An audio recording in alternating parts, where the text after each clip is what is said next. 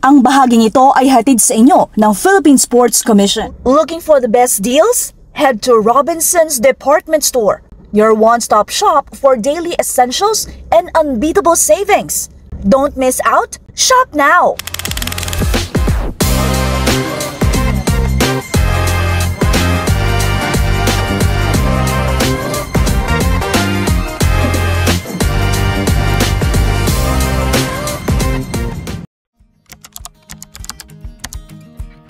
So naturally na po siyang nag-occur sa akin kasi since grade school po ako, volleyball player na po talaga ako. So nung graduate ko nung college, sabi ko ano kaya yung sport na pwede sa akin kasi parang nabobore po ako pag wala akong ginagawang extracurricular activity.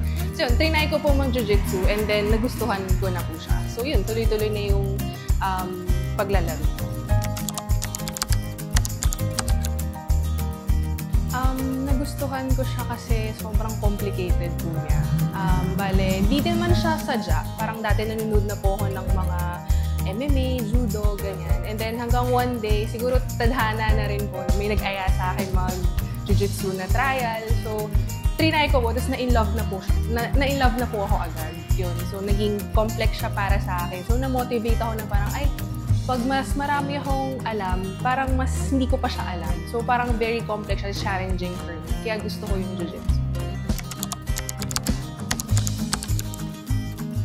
Madami po.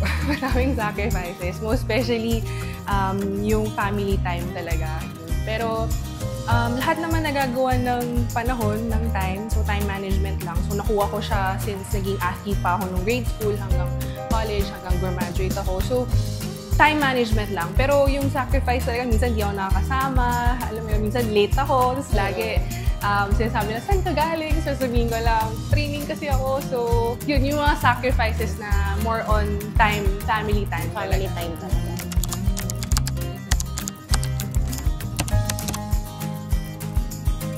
Nung before po, may nag-aya lang sa akin sa local gym namin na mag-free trial. So, sinubukan ko siya. And then, na-in-love na ako. Tapos, ever since, di na ako nag-stop mag-jiu-jitsu. Tuloy-tuloy na. Tapos, hanggang sa naging goal ko na lang is, ba't ba ako nag-jiu-jitsu? Ano yung purpose ko? So, nag-compete ako hanggang sa na-realize ko na, baka kaya ko din mag-represent ng country. So, yun po. Nag-trials ako, nakapasok ako, and then, mas malaki na yung purpose ko dun sa jiu-jitsu. Medyo mahirap kasi constant pressure po siya para sa amin. Kailangan po namin dumaan sa national team trials. So yung mga kalaban namin is buong Pilipinas po siya, selection po siya. Tapos, syempre yung mga kalaban mo doon, hindi din naman basta-basta. Yun yung best of the best sa buong Pilipinas. So, yun, mahirap siya kasi constant pressure. Dapat you're always at your best.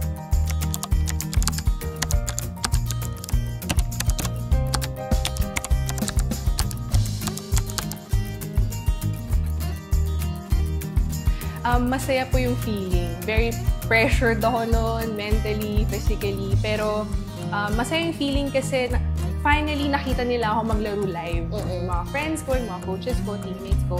So, sobrang saya kasi, alam mo yun, home soil, sarili mong bansa na naglaro ka, tapos na-represent po siya ng maayos. So, very fulfilling po siya.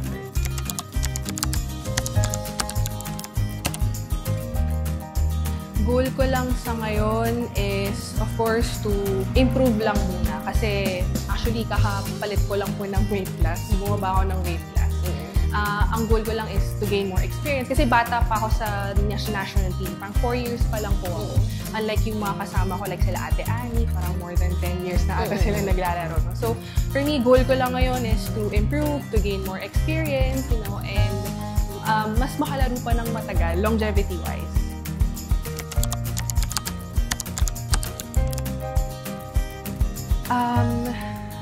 Nabago sa buhay ko, siguro po mas naging resilient ako, mas naging patient ako sa lahat ng bagay. Kasi sa jiu-jitsu, ano siya parang chess game. Madaming challenges. Pag nag-roll ka po kasi parang in that moment, makikita mo na, ay, may problema pala, pero may solusyon. Parang ganun. So, Parehas din siya sa takbo ng buhay, feeling ko, na mahirap siya, pero lahat naman ng bagay, hindi siya permanent, pero nasusolusyonan mo lahat ng solusyon.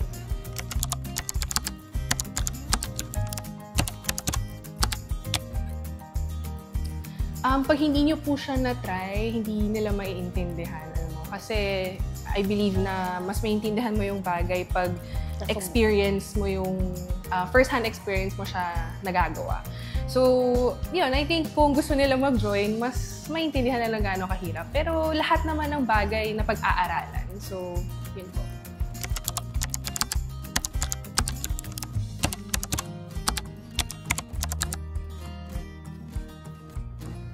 Kailangan po mahal nyo yung sport.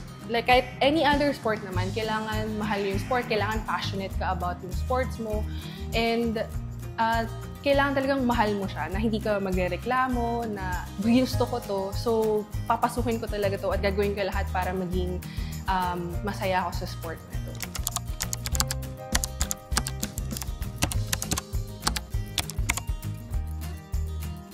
Sa mga batang gusto mag-jiu-jitsu is try lang nila kasi I think it will build them discipline, it will build them resilience. Most especially pag natatalo yung mga bata, minsan di nila kaya i-take yun. Mahirap i-develop yun sa mga bata na heartache during a loss, di ba? So if na-experience nila yun, sa experience nilang manalo, magiging mas motivated sila, mas magiging resilient, mas magiging patient, mas naiintindihan nila kung paano maging matatag sa buhay.